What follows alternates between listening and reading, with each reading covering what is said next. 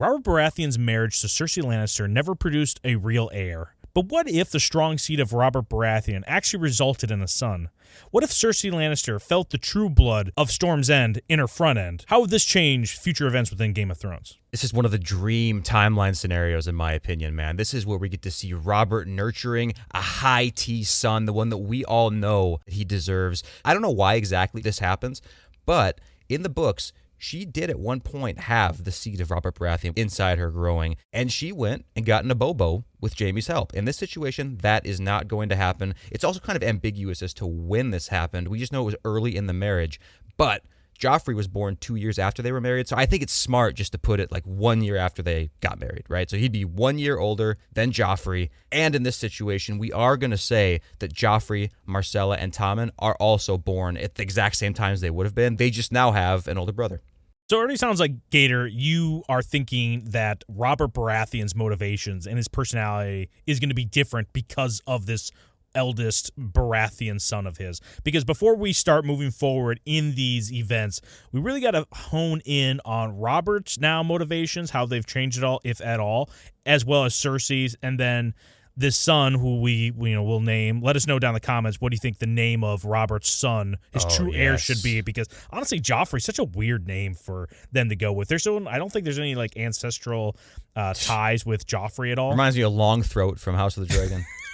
Yeah, well, maybe Renly got the choice of the name. Yeah, for some reason. Yeah, and then we also got to flesh out this new Robert Jr. and his temperament, his attitude, because that's going to be a huge impact. But starting off first with Robert and Cersei, Gator, how do you think this firstborn son impacts their relationship and each other's motivations? Well, I think at first, dude, you really are going to see a more healthy marriage between these two because they now have this kid to bind them together, a healthy kid. Even if Cersei was apprehensive to do it at the beginning, she's still going to be a victim to those like new mother hormones. And yeah, I know some women go like crazy as shit, right? I understand that. But in this situation, I think it's just easy to say she has the normal mother hormones that makes her very maternal and loving. And I think Robert's going to be there for this kid too. Seeing this kid look like him, dude, black of hair, maybe green of eyes though. I could see maybe green of eyes to get that, Lannister little flair in there, because remember, this is the ultimate mixture, man. This is like the brains of Tywin, the brawn of Robert. So I think both of them are going to be pretty good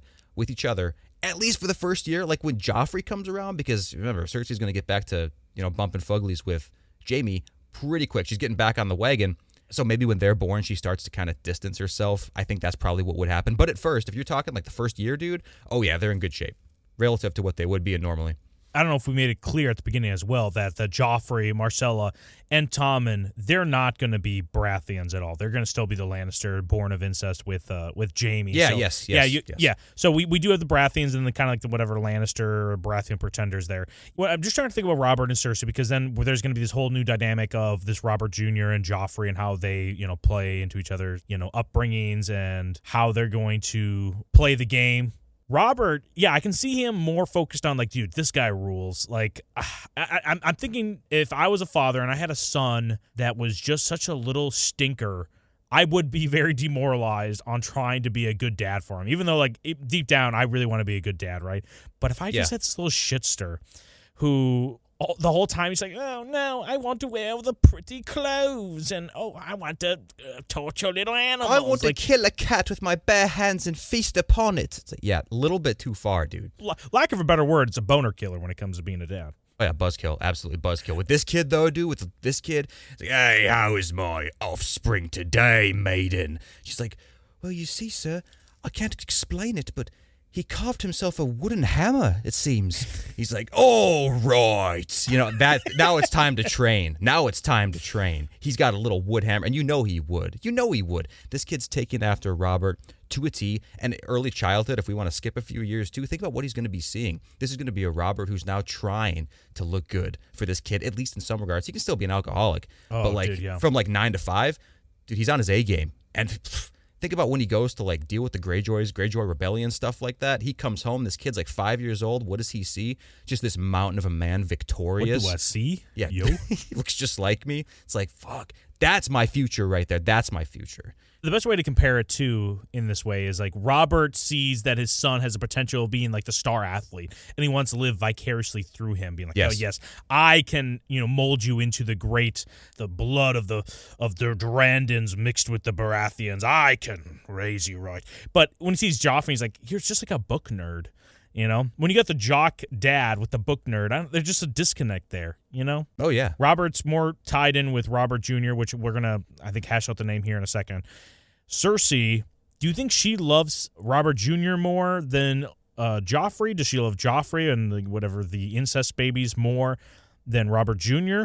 What's her relationship with the four, and mostly just the 1 versus 3? Yeah, dude, I think that at first she does love him like a mother would love a son, but I think probably, man, the relationship starts to slip again because Robert can't keep his mind off of Lyanna. But again, it's not going to be quite like it was before because he's not just going to be alone up there in King's Landing feeling like, and he just has, Foster's home of incestuous friends with, Jaime, Cersei, and the 3 incest babies. It's not just going to be them. He's going to have his own heir now who he's not going to see Lyanna in that at all, but he's going to see himself. And this is like, what's the one thing Robert really likes? Yeah, Robert says he loves Lyanna, but what he really misses is like the fight to get Lyanna, which is battle. He loves battle. And if he sees a kid that he can mold to, like you said, live vicariously through him in future battles, or at least be hardened enough to be equipped to deal with potential future battles, that's what he's going to be liking a lot. And I think Cersei's going to resent him for that because I think she's going to take a back seat personally. And I think she's going to get back with Jaime, make these kids, and they're going to be in the forefront for her. I think this kid's kind of going to be neglected by his mother, and she better watch her mouth or she's going to be honored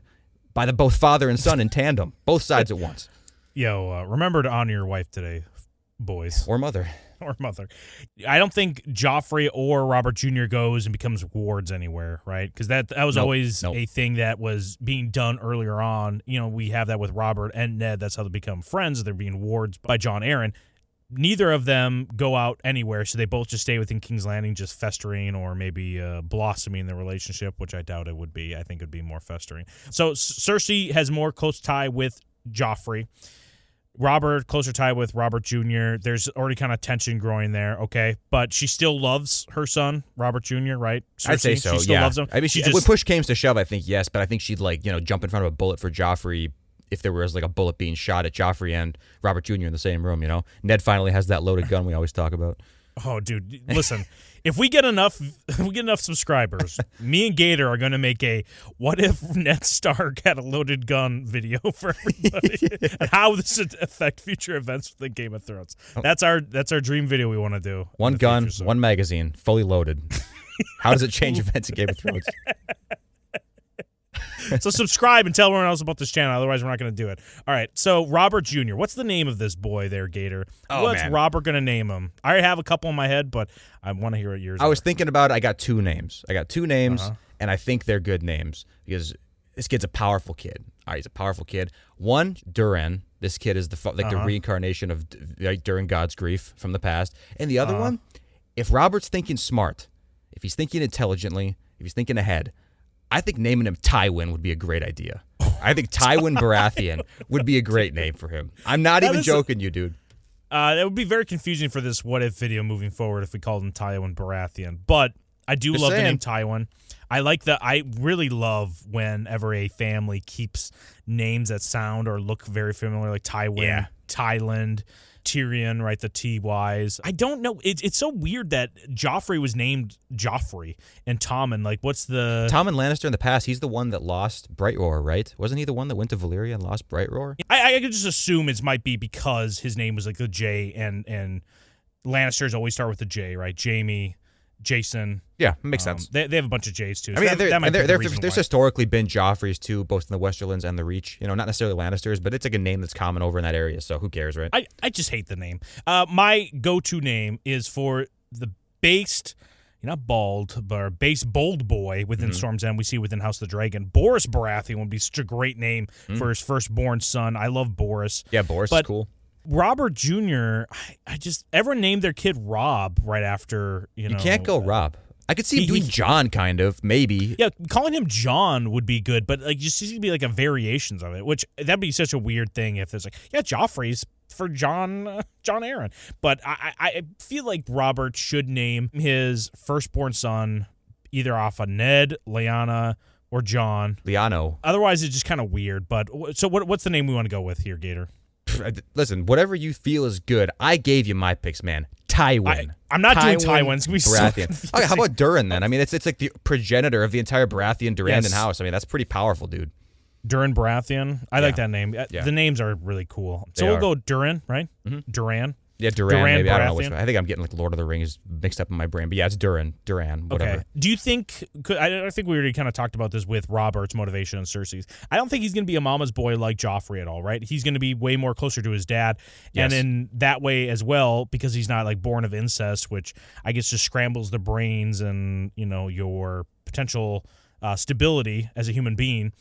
You don't think he's going to be a maniac either. He's going to be a very stable person. So not a mama's boy, also not looking to hurt animals or people around him.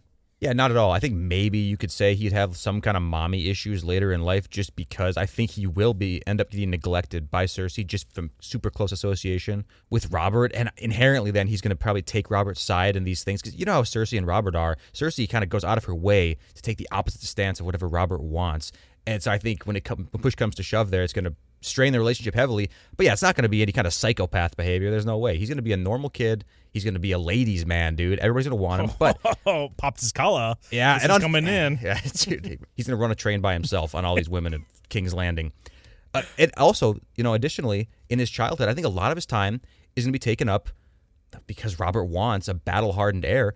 He's going to be training, and think about what he has to work with. I'm not saying he's going to be a prodigy like Jaime was. I don't think so.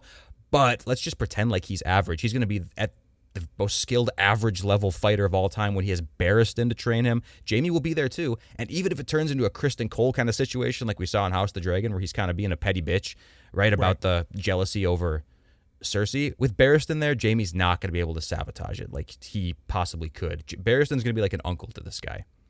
Yeah, and I think at an early age, this guy has to be growing facial hair, right? Our Durrandon Baratheon. All of the Baratheons have facial hair. And for whatever reason, I guess who's his name is the only one that has facial hair, Tywin. But in the books, it's really just like these big mutton chops, right? Mm-hmm. These big sideburns, really. But everyone else, not until later does Jaime grow a beard. And same with Tyrion, not until Tyrion. He's like shipped away. So clean shaven equals bad. Facial hair equals good. So I think this... Duran's going to be shaven by age 10. There's no doubt in the world. I'm not saying he's going to have the biggest, burliest beard at 10, but there's going to be at least a shadow foreman. And by 16, he's completely filled out. No doubt in my mind. Well, do you think Cersei ever wants to keep Duran's hair shaved at all to, not raise suspicions about this is clearly a Baratheon. This is clearly one of my incest babies. Right. I'm going to keep this guy looking like a egg, basically, within Game of Thrones, or I should say within Duncan Egg, just shaving him, make it look like he's alopecia. Right. Yeah, I don't know, man. I mean, she wouldn't end up doing that until the end of the first year, right? Because if it's before Joffrey's born, she's not going to care. But you never know, this kid might be a towhead, a little phrase I just recently learned, like bright blonde hair as a kid, and then it gets darker with age. But I doubt it. I bet he'll come out with black hair. So I guess, because wouldn't this be recorded in that big book of people's hair colors that for some reason exists? Like that's they'll probably record that immediately. Like the kid comes out of the womb, and then hair of black. They're going to probably write that down. So I don't know if it's going to make a big difference. And even if it does, do you think Robert's going to care, man? That hair is just getting in the way of his combat abilities. He'll be a baseball boy right off the bat. I don't think Robert even thinks about it when they're standing next to each other. He's just like, well, it takes after me, and this one clearly doesn't, but that's okay. Yeah. That's the way I'd rather have it anyways. But do other people ask the question about the relationship between these two brothers and the relationship to their father? Because does Jon Arryn still try to investigate the childbirth of Joffrey? And I think a lot of his investigation might have been really pushed by Littlefinger, right? He was like, isn't that kind of weird that this guy looks nothing like his dad? Have you ever read this book before? It doesn't add up. Like, I'm trying to think of some subtle ways that Littlefinger's kind of dropping this on Jon Arryn. Yeah, real subtle. I think it happens even sooner. Like, Jon might not even need the push at this point.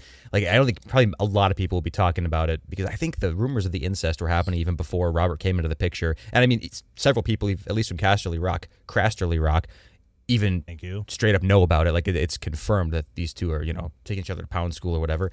So I think, definitely. I think Jon Arryn, if anything changes, he might even look into the situation earlier, and Littlefinger might see the need to, team up with Lysa to have him killed even earlier. Like, I don't know. If anything, I think it might just be easier to say, though, that it just happens as normal. Because come on, dude, if they thought it was weird at the time, like in the real series, they're gonna think it is super strange when you have now a stark contrast. There's a single kid that has this super dark hair. I wonder if that makes Jaime more of a cuck, by the way, too. Like, do you think you'd feel cucked, I should say? Because in the books, Robert allegedly abuses Cersei when they do have sex, which they do early on. Allegedly. Allegedly. And Jaime does nothing when he thinks that Cersei's being abused. So do you think maybe he would willingly cuck to Robert like normal if there's a kid involved? Or is this now like a physical manifestation of abuse in his eyes? Like, what do you think about that? Is he more pouty than usual? Maybe at first, but I think after all three of them, the remaining three, all come out gold of hair. Yeah. I think he can get over it. I think Jaime's like, yeah, okay, cool. Yeah, one passed through the goalie there. This one time, Robert. You got it this one time. Other than that, then all the rest of them, which I think, again, Jaime knows what's going on. He's going to be trying to maybe back. It might be a lot of this situation in the future, as we're going to get to it, is going to be a lot like the Blacks and the Greens, right? The Dance of Dragons, where you have these two kind of warring factions of siblings and who actually should be the next heir to the Iron Throne after the death of the king. So Jon Arryn, you think, still dies. He still investigates, still dies. Littlefinger's motivations doesn't change at all. He wants to create chaos by doing so with Jon Arryn. He brings the Starks involved, or he brings Starks out of the north into King's Landing, and hopefully he's able to shake up stuff. But before the Starks even go down there, how do the events within season 1, so like literally how Game of Thrones starts off, as they go to Winterfell, how does this change any events up there and then on the way back down? Dude, easy. What biggest thing that stands out to me, first of all, is the Hound loses his greatest feat in the whole series. The Butcher's Boy does not die. The Butcher's Boy lives. He doesn't have to chase down that fucking gazelle and take him out, which was probably a long fought battle. We know the Butcher's Boy's lore. Hold on. So the Hound was lying when he said he didn't run fast. Oh, yeah, he was lying. He was actually such a huge feat of power that he was just trying to like flex on. Because when he walks by Ned, he's like, yeah, he didn't run that fast. And Ned Stark's probably thinking to himself, the Butcher's Boy's so fucking fast. How do you do that? That's what I mean. No, you're reading it all wrong here, man. I mean, kind of you're reading it right. The Butcher's Boy is renowned for being super fast. Like, he's super speed. He's the fastest guy in the realm. So when the Hound says, he didn't run that fast, that's supposed to be a feat of like, dude, I know how fast the Butcher's Boy is. This guy must be crazy fast. And I've never seen him run. Well, I'm sure there's great betting odds for the Butcher's Boy sitting on the Iron Throne by the end of this, just because he's left alive and be able to roam within the Riverlands or the North, wherever. I forgot where exactly they ran him down. I think it was in the Riverlands. Wasn't it further down? I don't think it was in the North. It was not. It wasn't in the North. No, it was not. But speaking of Butcher's Boy, too, if he sits the throne, he's right by his side, both Nymeria and Lady, because that means neither one of these animals die either. Like Joffrey, I could see him trying to maybe pull some shit, but our boy, Robert Jr., Durand, is going to spank him. Okay, he's going to spank him into submission. He's going to tell Robert the truth. None of the drama like that is going to happen on the way down. There's no way. I think that Bran still falls off the tower because I think Jaime and Cersei are still in session, up at Pound School. Yeah. But I think besides that, besides the Butcher's Boy fiasco, probably not that much changes. We talked about the Butcher's Boy because that is just such the juiciest meat when we're talking about the series within Game of Thrones. Of course, we have to go to the Butcher's Boy first. Yeah, I'd take a bite. Going back up to Winterfell, like almost season 1, episode 1, right? We still think that Robert wants Ned to be his hand. Yep, easy. That's going to still happen. But does Robert want to still marry their houses together with Durandon and Sansa? Right. That's pretty straightforward, right? Correct. I think so. Like maybe Robert would, look at his boy and be like, I don't know if Sansa's good enough for you. Joffrey, sure, but Sansa, that's like the only hiccup. Other than that, yeah, I think he still settles for it. Yeah. Well, no, you think Sansa's not good enough for, or he's not good enough for Sansa? I think he looks at Sansa and is like, dude, my boy, my Durandon, he's like a purebred boy. This is gonna be great. But I don't know if I should have with Sansa. Like Sansa's. That's what I'm saying. She's a filthy remnant of the first men. That's disgusting. Yeah. He's not going to want to wed this beautiful, like, Andal blood. He's from the first men, too. Don't get me wrong. I understand that. But it's like the gods, the first men, the Andals, this ultimate creation that now exists. You really want to water that down with more pure first men garbage? But I think he still makes it because for old friend's sake, listen, there's one thing he loves almost as much as his son, and that is Bussy Ned. So I think he will combine those families. Okay, so then Bran, like you said, he still witnesses Cersei and Jaime bumping uglies, and he's pushed out the window and is paralyzed, correct, right? Okay. Yep. Is there an assassination attempt still? And the assassination attempt, I think a lot of people, us here on this channel would believe it was Hodor that actually attempted the assassination or gave the... He orchestrated it, yeah. Right. But the other major ongoing theory is that Joffrey's the one that did it because he was the only person that had the access to this dagger. It makes no sense for Robert to do it, So it makes sense that Joffrey did it. Littlefinger's way too out of the realm of his influence all the way up north compared to King's Landing to orchestrate this. So do we still think this assassination attempt still goes forward if Joffrey is there or, some other Lannister or some person that wants this little boy dead? I mean, it is distantly possible in the realm of possibilities that Littlefinger could have had something to do with it, but more than likely, yeah, it would probably be Joffrey. I mean, who else could do it, right? Unless it was Cersei or Jaime, they could do it too. But probably it could be Joffrey. I'm not sure if him being the second son would take that away. Because think about what's the dynamic between Joffrey and Doran, Robert Jr. Is Joffrey like being poisoned by Cersei to be like, see that kid, he has what you should have. You should be the heir. Like, is it going to be that kind of relationship and Joffrey feeds on it? Or is he going to see this kid kind of like an older brother and it might even quell some of his psychotic instincts? Like, I don't know. That's kind of up in the air for me.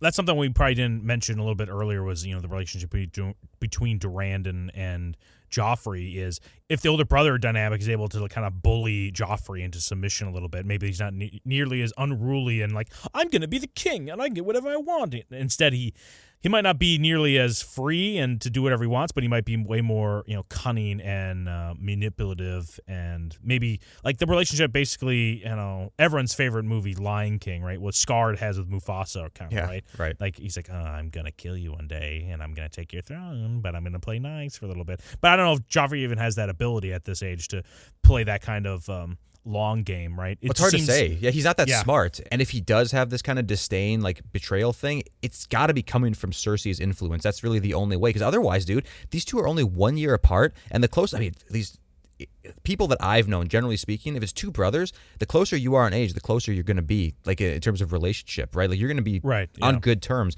Unless a kid has like a mental issue or something, and arguably Joffrey does. So that's why let us know in the comments what you think exactly is the relationship between Joffrey and this Doran.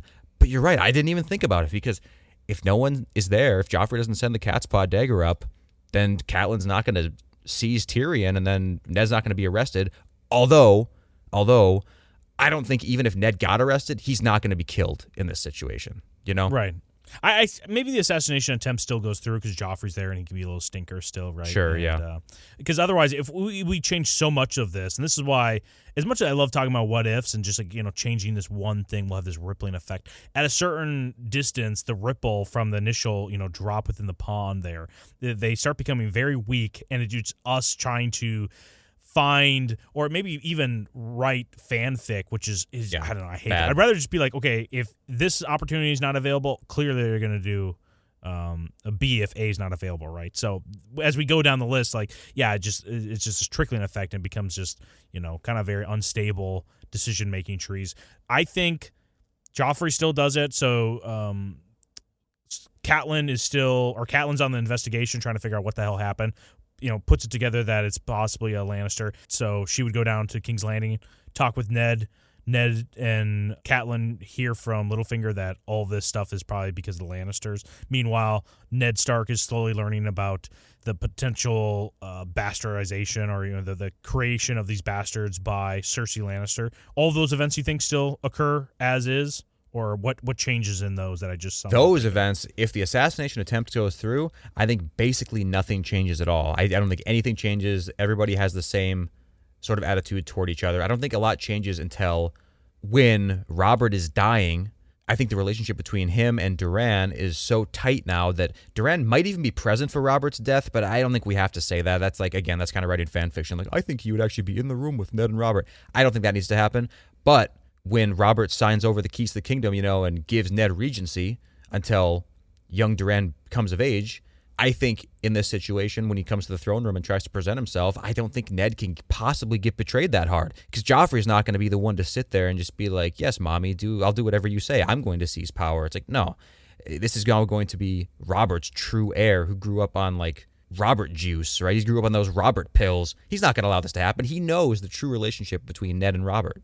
Yeah, I don't know what Cersei could possibly do to ensure that Joffrey ascends the throne. Not even that she wants that. I think she has more of an issue with Robert than she does with her firstborn son because, again, it is her son.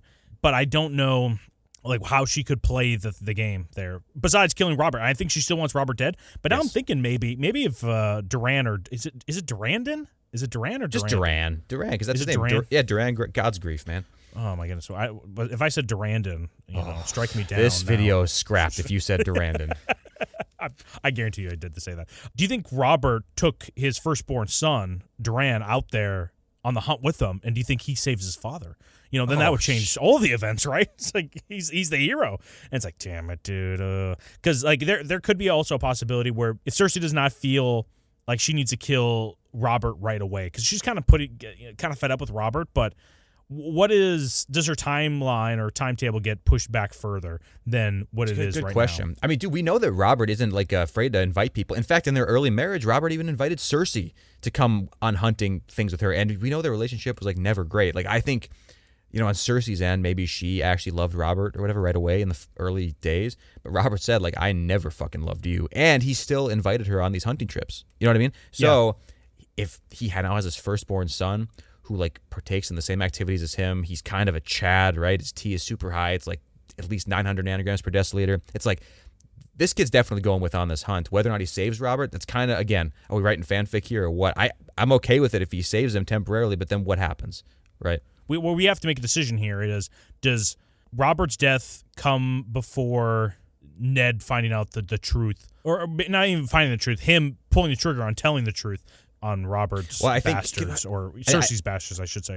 I think Robert's death ultimately comes as a result of like the fear of what his reaction will be to learning the truth of all this. So that means it had to have been discovered first. So yeah, I mean, as soon as Ned finds out the truth, or he's even on the track to finding the truth, and Cersei and Littlefinger and all these people know that, Pycelle, I think it's only a matter of time until he's dead. So yes, I think probably it's still safe to say it happens at the same time, unless you want to say that Duran like Father, no, like slices the head off the boar as it's like charging toward him, aka the three-eyed raven, Oh, dude, yeah. Oh, I love that. Three-eyed raven feels that all the way up in his weirwood van. He sits up there like the little gross man he is. Yeah, I don't like it being fanficky, but I could just see him being out there. And if anything, he could have been out there and, he watches his father die, right? And he's just like, what the hell's going on? Like, maybe that's scarring for him too, that if he sees his dad actually get taken out like by a boar, he's just like, what the fuck? What the hell's going on here? Yes. So even before that even happens, we still have the interaction between Ned and Jaime, right, in the streets where Ned gets like a spear put it through his thigh, right? Dude, I'd be so pissed if that happened to me, but yes. Yeah, so all that stuff happens, right? Basically just copy paste of season 1 events, but we just have Duran, in the background this whole time. So Robert Stein, he signs a thing, says like, I'm going to make you like the Lord Protector, basically, while my son is learning how to become a king from you, right? Everything goes the same way. But in the original series, right, he says the true heir, which would just be Stannis, and that's why Ned goes up to like, look at the king's words. Yep. And we even have Lord Barristan. Those are the king's words. Those are the king's words. Dude, I love Barristan. Poor Barristan. I do. But with Ned having this decree saying he's going to be raising Duran as the king, what leg does Cersei have to stand on to push Ned out of the Red Keep, besides potentially just bringing in Daddy Dearest and saying, like, no, actually, I think, Duran, you probably want your grandpa, not old Uncle Ned, do you? Right? Like, which one do you really want? Like, listen to Mommy. You want Daddy Tywin. Like, is that the only leg she has to stand on? Otherwise, what's her play here? Well, I don't know. I mean, the bigger question, I think, is like, what is Littlefinger's play here? Like, does Littlefinger see the presence of Duran now as like a big enough deterrent to not do the betrayal that he did? You know what I'm saying? Like, what? Yeah. I'm not sure, because it's not really so much as what Cersei does, because let's pretend like Cersei does the exact same thing, gets too big for her britches, thinks that now that Robert's gone, this kid's just going to submit to me, which he won't. But she still tears it up in the exact same way. Like, those are the king's words. And then Littlefinger, when push comes to shove, just doesn't betray Ned. Like, Cersei's got nothing. She has no leg to stand on whatsoever. She's just like a pathetic woman standing up there. So I think it's really more of a matter of what Littlefinger does. I think Cersei's going to probably try the same move either way, except it's not going to be Joffrey now. It's going to be Duran. I think the calculus that Littlefinger was going through, or what was going through Littlefinger's head, Ned slash Stannis versus the Lannisters, which direction do I go into? Who do I back here? He picked the Lannisters because he knew he wouldn't get anywhere with Stannis, but if he has Duran plus Ned, that whole faction staying there. Plus, you might even have the backing of Renly, right? Renly's there. Renly was trying to push for Robert to remarry and marry Marjorie, because I think in book 1 he's like, doesn't she look a lot like Lyanna? And Ned's like, what the fuck? What are you talking? Have you even met Lyanna, dude? Like, what are you even talking about? How do you know that name? Yeah, exactly. So I also think that maybe, if anything, the internal politics later on is going to be for, Renly to say like, oh, Duran, you don't want to marry that nasty little Stark girl. You want to marry this beautiful Marjorie and bring her even more beautiful brother into court for me. Right. So we can talk about those post-regime factions, but I think when you're saying with Littlefinger, his calculations are Lannisters will let me go get what I want, but Stannis won't. But if Stannis is not there and it's just going to be Duran plus Ned, old dumb Ned that he literally just walked like a dog through investigating and basically starting a civil war, I think he's going to pick the Ned side more than the Lannisters. He's going to be able to manipulate these guys a lot better. So yeah, Ned's dumbass, definitely true. So yeah, I think he picks that. So Cersei gets nowhere. She tears up Robert's letter probably, but then probably nothing happens. I could maybe even see, because what's the justice there then? Wouldn't Ned, like honorable Ned, feel obligated to like arrest Cersei for trying to undermine the king's words or something? Like, I could see something like that happening, but then Tywin's going to have problems with that too. It all depends on how you think, like how smart you think Ned is in this situation. Because if he's smart, Cersei tears up the letter, Littlefinger does not betray, Ned successfully takes the throne as regent over a very cooperative Duran. And he does not punish Cersei at all, because if he doesn't punish Cersei, he's still in good with the Lannisters. You know what I'm saying? Because Tywin comes, like, Cersei's going to be like, Father, you should see what this bullshit first man did to me. I hate him. His name is Ned. Let's punish him. And Tywin's going to be like, you dumb bitch. Like, he did nothing wrong. Sit down.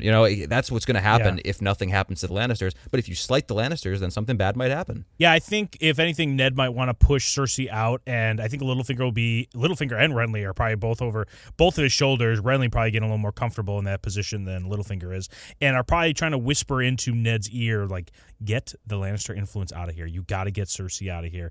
Jaime is here, but you can make him the queen's protector at this point right now, right? Just have those two go back to Casterly Rock, or Crashly Rock as we say it here, and that way the King's Landing is relieved of any sort of Lannister influence there. Because as soon as you have Cersei there, or Tywin, which I would love, dude, nothing would make me happier than Tywin and Ned being the two dads. They're the two dads I always wanted to raise me. But having any sort of Lannister influence there is just going to cause issues with Ned and even Littlefinger's plans if he's going to pick Team Stark / Duran, right? So I think Cersei's got to get out of there. She has to get pushed back to Casterly Rock. That's true, and Ned could even give her that ultimatum. It's like, hey, for what you just tried to do in front of gods and men, like we all witnessed this, you have to go. Like, you're going to Casterly Rock, or else you're going to the cells, right? Like, you're going downstairs. I think that she takes that choice, and I bet you she probably takes the kids with her, or I guess maybe Ned would allow her to too, because Ned's aware of the situation now. He knows about the incest fully. He's absolutely going to say, like, yeah, guess what? You take these little bastards with you, and I won't reveal anything then if you play nice. Yeah, I was going to ask you, does he say anything about the incest thing? Because it's still on the table, and he's like, everything's kind of going smooth here. Do I really want to stir up anything? Or he just holds in his back pocket? Maybe I don't know. Maybe he writes a letter to Stannis, I guess, because is it known by Ned that like Stannis and Jon Arryn were tag team in this operation? You know what I mean? And then Stannis kind of bailed because there was too much heat on him. Because if so, no. I think Ned would feel like he owed it then to Stannis, tell him hey, yeah, you were right. These kids were incestuous, but don't worry, we got it covered. We got the real heir on the throne now, or he's on his way to become a king. So I don't know. Do you think he was aware of the Stannis element? Maybe he brings him. I don't think he writes a letter. Maybe he brings him back into King's Landing for the coordination, right, of King Duran, and he just kind of mentions this to him. Just mentions it passively. Hey, I think you were right about that whole incest thing. He goes, oh, really? Oh, cool. That's probably the extent of the conversation. Right, yeah. I could see that. Very casual. Both of them are very casual, nonchalant men. So maybe they could just do it all with nonverbal communication, raising eyebrows and looking back and forth and oh, I knew it. Maybe ASL. I knew it. The deaf community would be happy with that. Dude, nothing makes me pissed off more than whenever I'm watching some sort of concert or speech, and all of a sudden you see this pathetic, just over the top ASL person just trying to make themselves the center of attention in any situation. It's so annoying. I mean, dude, I'm not deaf, obviously, but if I'm trying to read this ASL or whatever, and this person's doing the hand movements, like the gestures, and the arms are 5 feet apart, like full wingspan, because they have to get all involved and flowy, isn't that more difficult to read now? Aren't I going to be confused of what they're saying? Like, okay, I can't tell if it's this word or this word. And plus, you're only getting like blips of it too. It's not like they're always on screen the entire time. So like you're phasing in and out of sentences. They come back like a minute later, and you're seeing like, in the land of the free, it's like, oh, okay, I got that little blip. I know where we are in the song at least. So now like the realm is somewhat stable. Cersei's over in Casterly Rock over there, right? What is Littlefinger's next target to create chaos in the situation? Does he try to, push the division between Catelyn taking Tyrion, between the Starks and Lannisters, and try to create war so Doran actually goes after the Lannisters a little bit? Is there another opportunity that I'm not thinking about that you think that he would be able to play off of one another right now? That's the only source of conflict that's going on right now. Like Catelyn has Tyrion with Lysa, crazy ass Lysa up there. Yeah, right. And Tywin is probably thinking like, well, this is kind of BS, man. Like, and Jaime, by the way, as well. It's kind of unclear whether or not Ned kind of dismisses Jaime from the Kingsguard as well during this time and sends him back to Casterly Rock too. Unclear. But that's the only source of conflict because you have Ned now, basically king in this moment. You have the North that's untouched. Like Robb is still up there. The whole Northern Army is still up there. Jon Snow went to the Wall, yeah, but like Bran is either asleep or he's getting his wheelchair developed. So the only thing is that Tyrion is being captured, and if the same things happen, then Tyrion's going to be walking free with Bronn, and the only difference then is that he's not going to be, intercepted and drug into the War of the Five Kings, because that's just not going to be happening. If Ned's sitting on the throne, then the North isn't going to march down south. Why would they? Right, they don't need to. Right, they have these other armies. They have the backing, the united front of the Storm's End, or the Stormlands, the Lannisters, the Riverlands could march with the Stormlanders, right? And that's basically to where though? It'd be like the Lannisters versus these people, if anything, right? That's what I'm saying. Like, and the Tyrells right now. Again, we don't have a definitive answer where they kind of sit, and they could make it so that way Joffrey marries Marjorie. Unite those two houses. Now that is a battle right there. Can you imagine that just going forward? Just the before the Starks can even head down south, you have the Riverlands versus the Stormlands down within. Probably the Riverlands. That's where all the bloodshed happens. Where all the I know. For some, well, I mean, it sucks being right in the middle of everything. But yeah, I mean, that's the only way that something could really happen. It's like you said, Stannis, Renly, all the kings have their own posts now. Like Robb is not claiming to be the king in the north. He's just like the sitting lord. While Ned is down south, getting business done. And I personally, dude, I don't think Tywin. Like, it'd be cool if you have Joffrey over in Casterly Rock, like trying to claim his throne somehow, like I'm king in the West. I don't know how that would happen. I think as long as Tywin's alive, there's no way he's going to see the possibility of this conflict breaking out. It doesn't matter if he has the whole reach on his side; that they're not going to be able to take out the entire rest of the realm. It's just not going to work. So, and plus Dorne, Dorne, maybe if they allied with him, they could do something. But Dorne's not going to ally with the Lannisters. No way in hell. Right. Yeah. I'm trying to think of some funny. It's funny to me just thinking like how over the top it is, but like whatever Tywin could do to get Doran to die somehow, and then also just be there to like keep propping up Joffrey, because like if somehow Tywin could start a conflict and he's just like, every king should lead their armies into battle, isn't that right, King Doran? Like everyone should do that. Everyone should be the first one off the boat whenever we go into war. It's like, how else can he ensure the death of Doran so that way he gets Joffrey there? Which I just think. Again, my wet dream would be Tywin because you wanted to be called Tywin Baratheon. I would love Tywin and Ned to be his advisors the whole time, because that would be great. Tywin's not going to take a stance against Doran. Doran is his legitimate grandson and actual real heir. Like Tywin is not going to think less of him for that, especially like looking at like Joffrey. It's like, ew, like gross. No way. I'm not going to ally myself with that guy like over Doran, this incredibly large nutted individual who's poised to sit the throne super soon. Like, he's going to want to influence him, if anything, and Ned is not going to say no to that either. Like, if Tywin wants to come to King's Landing and be at court, whatever, and take an active stance in this kid's life, I understand that Ned probably doesn't think the best of Tywin, just in general, probably doesn't think super highly of him. But if you think about the context of, like, Robert's Rebellion, it's not like Tywin was not an asset to him, and it's not like he was Jaime either, by the way. Like, sitting on the throne and putting this bad image instead. So why wouldn't Tywin... Maybe he's not going to be staying at the Red Keep, but I think he's going to be there quite a bit, taking an active effort. And in that situation, maybe you could see Jaime, Cersei, and this incest brigade over there in the Westerlands kind of forming a little counterculture that maybe they could launch an attack at some point, but I just don't see it with Tywin alive. I think I can see, like you said, Tywin getting back into the Red Keep, even though the initial push would be like, hey, no Lannisters allowed, get the hell out of here. They all leave, but then Tywin's like, listen, I have way more to assist, and you don't want to be my enemy, right? So let's try to work this thing out. I think Tywin can maybe work his way back in there, I think so easily. And even maybe Tommen comes back and is like the cupbearer of Duran a little bit, which I could see that happening. Ned even doing that at the beginning, basically saying like, hey, listen, to ensure you behave, Cersei, we're keeping your youngest son here basically as a captive, right? Even though Duran probably doesn't think of it that way at all. He just thinks of him hanging out with his youngest brother, which I'm sure those two would probably have a good relationship with one another. I think it's mostly Joffrey and Duran that are going to be butting heads more than anything else. But also in the situation, I don't know if Tywin wants to do this, but he could try to remarry Cersei off to somebody now that her husband's dead. You know, we saw this plan developing later, but it was mostly a counter to ensure that the Tyrells couldn't grow any more influence other than with the Lannisters.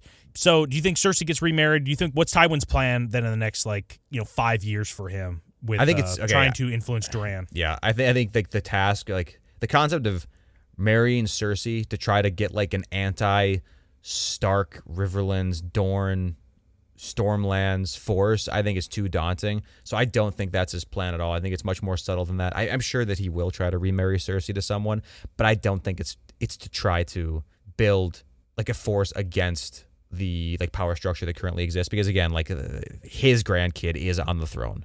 You know what I mean? His grandkid's going to be king, and is Ned really going to stick around after his regency is over? You know, Ned just wants to be in the north, so I don't think he'll even stick around. I think it's basically a waiting game. Because what age can Duran even take the throne? It can't be too long from now. I know they can take it pretty dang young. Is it age 16 or something like that? Just wait it out 3-4 years, and Tywin could easily be back there as hand and bring his whole family with him if he wants to, although maybe Ned wouldn't leave if that was the case. But regardless, Tywin's going to be able to be in there as the prime person whispering in this kid's ear sooner than later. So I don't think he acts plots against him. But I think, yeah, you're right. He'd probably still want to marry Cersei off to someone in the Reach, I bet. Okay. So Tywin is gaining influence with his grandson, it'd still be his grandson. It's still blood there, right? It's his legitimate grandson, yeah. Yeah. So he's going to try to influence him a little bit. And do you think he makes a lot of good points? He's like, wow, I never thought of it that way. My Uncle Ned, quote unquote Uncle Ned, he's actually kind of the biggest dumbass I've ever known. Maybe he shouldn't be down here. And Tywin's like, I didn't say it, but I totally agree. Do you think that kind of happens? And Ned's a loser. Or do you think Ned, because this is another possibility, Ned just stays down there indefinitely and he potentially dies down there of old age, or maybe he's assassinated? What do you think is the most likely way Ned leaves? One of two things happens. Either Littlefinger is very unhappy with how stable things get down there, and he ends up taking efforts to remove Ned either by killing him or by tricking him and sending him away somehow, which he could do. I mean, he could stage any number of things. He could stage an incident at Winterfell that demands Ned's attention if he really wanted to, something like that.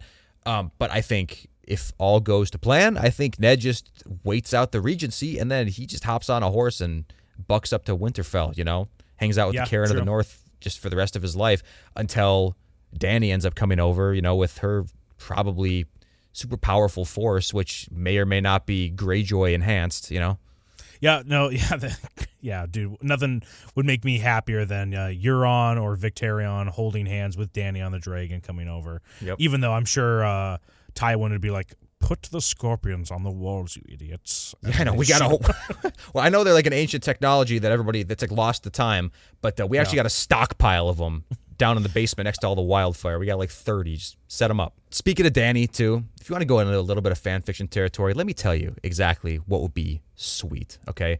Dany amasses her massive army. Let's say it works out with Victarion Greyjoy, who they're probably even more powerful now because they never invaded the North.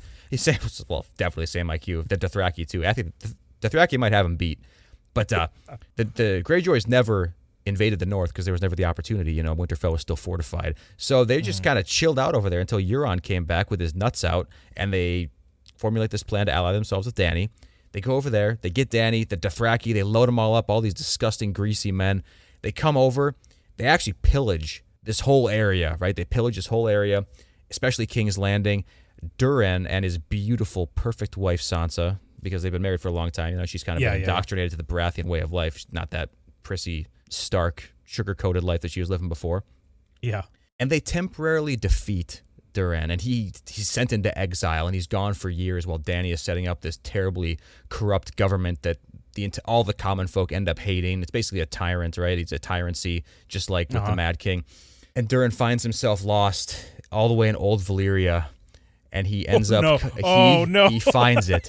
He finds the legendary Bright Roar, and as he pulls it out of the stone, he sticks it up to the sky, and armor just Valyrian steel armor coats his whole body, and he amasses an army of undead Valyrians, comes back. I have returned to take my throne.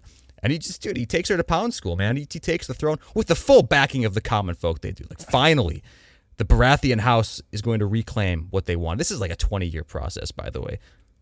20-year process of him basically just having the Aragorn Return of the King ending with the sword. Exactly. The undead army. Yeah, it's exactly the same. That's what we want. Comment down below. Is there a better fanfic than that? Than Robert Baratheon's true-born son, mixed with the Lannister, finds the ancestral sword of House Lannister and reclaims the throne for himself. Oh, and then I should say, too, obviously we can't forget about the White Walkers, but that's fucking easy. You know, Stannis is the prince that was the promised. He is Azor Ahai. Duran just dispatches Stannis up there, and he deals with him lickety-split. Actually, scrap all of the Dany stuff, because if Barristan stays within King's Landing, guess who dies over there in shit. Essos?